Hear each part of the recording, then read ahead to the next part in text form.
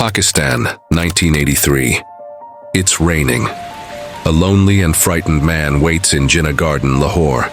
His hands shake, his eyes are red, and fear is written all over his face. He has been beaten up badly and has no choice other than doing what he has been told. He wishes that the man he is about to meet never arrives, but in the world of espionage, meeting your handler is both the lifeline of an agent and the moment of greatest risk. The man he is waiting for is Ravindra Kaushik, India's famous agent inside Pakistan. For years, Kaushik lived as a Pakistani army officer, sending secret information to India. But when he walks into this park, he walks straight into a trap. This night will end his freedom and begin his long, painful journey inside Pakistan's prisons. Unknown to Kaushik, the park is already surrounded and his identity exposed. Men from Pakistan's powerful inter-service intelligence have set up a trap to arrest India's Black Tiger. As soon as the two men shake hands, members of the ISI emerge from the shadows, surround them, and drag both men into custody. Before we dive into Ravindra Kaushik's story, I want to make something clear. Writing this script took hours of deep research. Most videos about Kaushik on YouTube are sensational, shallow, and simply repeat the same myths. This video is different. I've cut through the noise to bring you a version that is balanced, deeply researched, and as close to the truth as possible. Ravindra Kaushik was born on April 11, 1952, in Sri Ganganagar, Rajasthan, a dusty border town that had already seen the fires of the 1965 and 1971 wars between India and Pakistan. His father was a civilian employee in the Indian Air Force, and young Ravindra grew up listening to stories of the military, borders, and battles. As a student at SD Bihani College, he was bright, charismatic, and full of energy. But what truly set him apart was his love for theater and dramatics. He excelled in mimicry and stage performances, often holding audiences spellbound. It was one such performance that changed the course of his life. At a national theater festival in Lucknow, Ravindra performed a mono act where he played an Indian army officer captured by the Chinese. On stage, he refused to betray his country even under immense pressure. His acting was so natural, so convincing, that it caught the attention of Indian intelligence officials sitting in the audience. Some Indian intelligence officials have said that it was Ravindra who volunteered for the service by establishing contact with RAW's location station. But there's also another version of this story, and it's far more controversial. In the book Mission to Pakistan, written by Malloy Krishnadar, who is a former Indian intelligence officer and an author, the character Ravindra Kaushik, widely believed to be based on Ravindra, is shown in a very different light. Here, the agency is said to have studied him for over a month before recruitment. This version paints a darker picture: a young man with a rebellious streak, a womanizer with a taste for risk, even dabbling on the edges of crime and drugs. Dar describes him as a lady hunter and a drug pusher. The author even includes a telling exchange involving Dhiren Bhagat, a senior RAW case officer tasked with watching over Ravindra. On page 37, Bhagat is quoted as saying, "He, Ravindra, has an indomitable lust for women. He is especially attracted to Hema, daughter of the health secretary." Adding to this image, Dar writes on page 38 that the future Indian spy was mockingly nicknamed LBW, short for Ladies Bawarchi, cook and waiter. This colorful label, given by his close associates, reflects how deeply his reputation as a womanizer had become part of his identity, even before he was sent on a mission. But lust wasn't his only weakness. The same passage reveals that Ravindra's temper was just as dangerous. As Bhagat notes, the target has a volcanic temper. He flares up at the slightest provocation. He often gets into violent fits, destroying everything coming his way. In the world of espionage, both unchecked lust and uncontrollable anger are liabilities that can compromise missions and endanger networks. A spy must be disciplined, patient, and able to control impulses, qualities Ravindra seemed to lack. Why Raw still went ahead with his recruitment remains unclear. Perhaps, as some analysts suggest, it was a sign of the agency's desperation at the time and the shortage of deep cover operatives willing to take on such perilous assignments. Whether he was the patriotic actor discovered on stage or the reckless youth recruited after careful study, one thing is clear. R&AW saw in him the perfect man to live a dangerous double life. But this choice would later prove to be one of the agency's greatest mistakes. The same qualities that made Ravindra Kaushik bold and fearless would also push him into risks that, in the end, turned fatal. At the time, RAW was still a young agency, having been established in 1968, and it was under immense pressure to build an intelligence network inside Pakistan. Islamabad already had a reputation for running one of the most formidable intelligence services in the world, with deep networks both inside and outside India. For RAW, finding someone willing and capable of penetrating that environment was a rare opportunity. This urgency may explain why the agency decided to recruit Ravindra despite his risky temperament and personal flaws. Ravindra Kaushik was recruited in 1973, just 2 years after the War of 1971. For RAW, the scars of that conflict were still fresh. Pakistan's military strength and its intelligence reach remained a constant threat. Out of this urgency came Project X, a secret mission designed to detect the earliest signs of Pakistani military mobilization. If successful, it would give India precious time to respond to any future war. Kaushik was chosen to be one of the most daring parts of this mission. His training would last almost 2 years, and it was nothing short of a transformation. The young theater actor from Rajasthan slowly disappeared, replaced by the persona of a man who never existed. He learned fluent Urdu, practiced until he could deliver prayers like someone raised in a devout Muslim household, and studied Pakistan's military, history, politics, and culture until it was second nature. The changes were physical too. Kaushik underwent circumcision to make his cover airtight.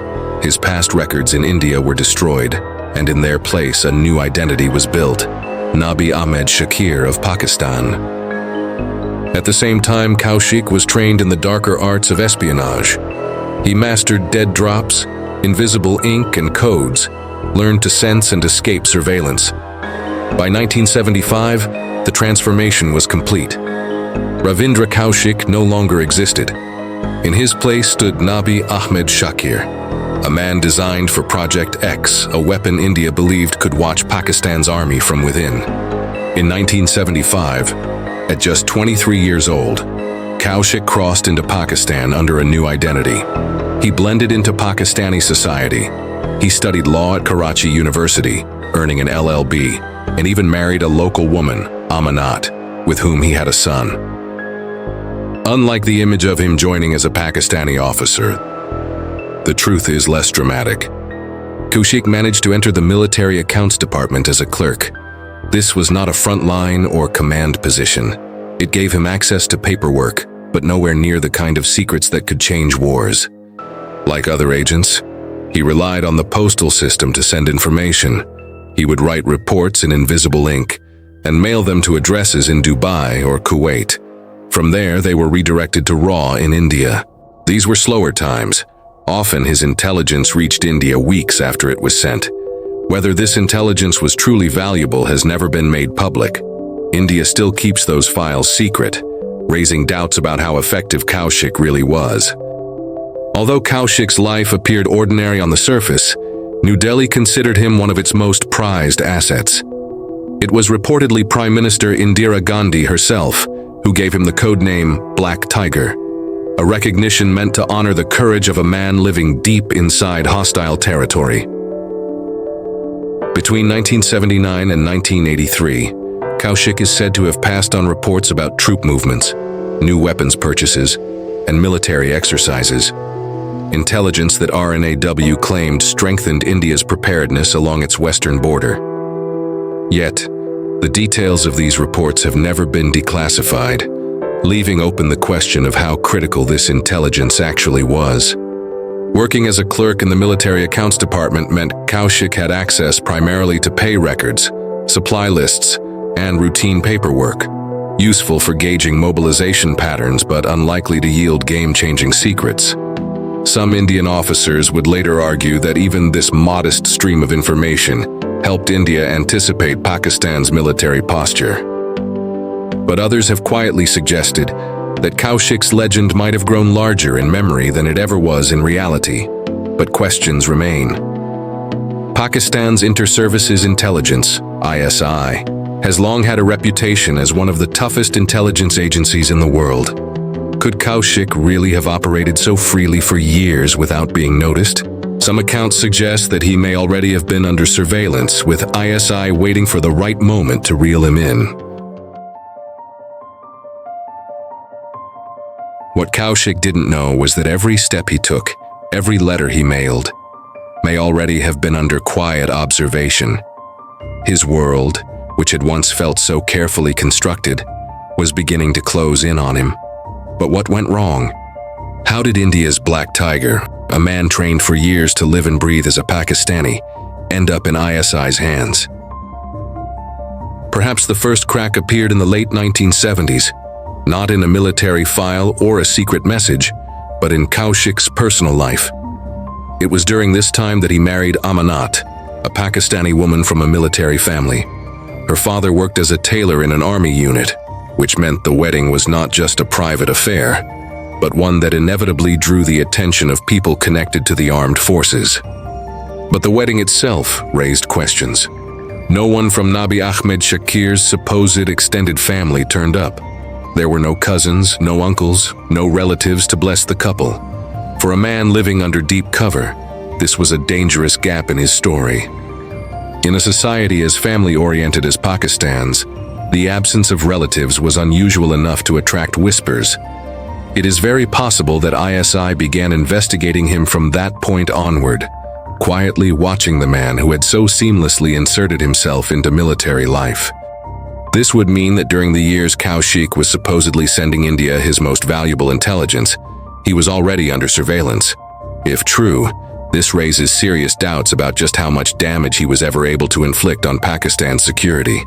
It's possible that ISI was simply waiting, letting him run until the time came to catch him red-handed. Inayat played a crucial but tragic role in sealing Kaushik's fate, not as the cause of Kaushik's downfall, but as the final confirmation ISI needed. By the time Inayat entered the picture, Kaushik was already under ISI's surveillance. Inayat, a low-level raw operative sent from India to re-establish contact with Kaushik, was arrested soon after entering Pakistan. Under intense interrogation and brutal beatings, Inayat broke, and in doing so gave Kaushik's name to the ISI. This was the last nail in the coffin. Armed with a confession, ISI devised a plan to arrest Kaushik red-handed. They allowed Inayat to set up a meeting with Kaushik in Jinnah Park in Lahore. The trap was set, and the park was already surrounded by ISI when the meeting took place. As soon as they shook hands in the park, the ISI operatives showed up and arrested both the agents. This was the end of India's Black Tiger. Inayat's role raises uncomfortable questions about RAW's tradecraft and professionalism too. How could an agency send a contact agent into hostile territory without sufficient preparation, only for him to immediately crack under pressure and expose one of India's most valuable assets? This blunder doesn't just reflect on Inayat's weakness. It points to a systemic failure within RAW, one that may have doomed Kaushik long before that fateful night in the park. This possibility doesn't just cast doubt on Kaushik's personal story, it also puts the entire narrative built around him into question. Bollywood movies, glowing articles, and YouTube videos portraying him as India's greatest spy may simply be part of a carefully crafted myth. Perhaps this legend was necessary, not because of what Kaushik achieved, but because India needed a hero to rally around, a story to reassure its people that their spies were striking deep inside Pakistan. In reality, if Kaushik had been under ISI's watch for years, his contributions may have been far less significant than New Delhi claims. This turns his story into more of a propaganda tool than a tale of genuine espionage success. Kaushik's arrest marked the end of his double life and the beginning of his slow, painful decline. He was transferred from one high-security jail to another, first in Sialkot, then in Kot Lakpat, and finally in Mianwali. Years of solitary confinement, endless interrogations, and the crushing knowledge that he had been abandoned by his own country broke him down piece by piece. The man once hailed as India's Black Tiger was now just another nameless prisoner. In letters smuggled out of his cell, Kaushik poured out his anguish. "Is this what those who sacrifice for a great nation like India receive?" he wrote bitterly. "Had I been an American, I would have been out of this jail in 3 days." These words, the only fragments the public has ever seen, tell of a man who felt betrayed by the very country he had risked everything for. Despite the title bestowed upon him by Prime Minister Indira Gandhi, Kaushik was never owned by India. There was no diplomatic push for his release, no public acknowledgement of his service. New Delhi simply turned the page, leaving him to rot in a foreign cell. And yet Pakistan, too, chose silence. Unlike the case of Kulbhushan Jadhav decades later, there were no press conferences, no official boasts of catching a dangerous Indian spy. Kaushik was too valuable a secret. The ISI preferred him as a quiet reminder, a living example of what happens to those who dare to spy on Pakistan. As the years dragged on, Kaushik's body began to fail. He contracted tuberculosis and later developed heart disease. His wife Amanat and son fought to visit him. His family back in India pleaded for clemency, but all appeals fell on deaf ears. He died on November 21, 2001, not in a blaze of glory but on a hospital bed inside Mianwali jail, forgotten by the country he had served. His family received his ashes years later. They still say his story is not one of victory, but of betrayal. His mother would later tell reporters that her son was killed by India's indifference. And perhaps that is the most haunting part of Kaushik's story. Not that he was caught, not even that he died in enemy hands, but that the country that made him a spy never brought him home.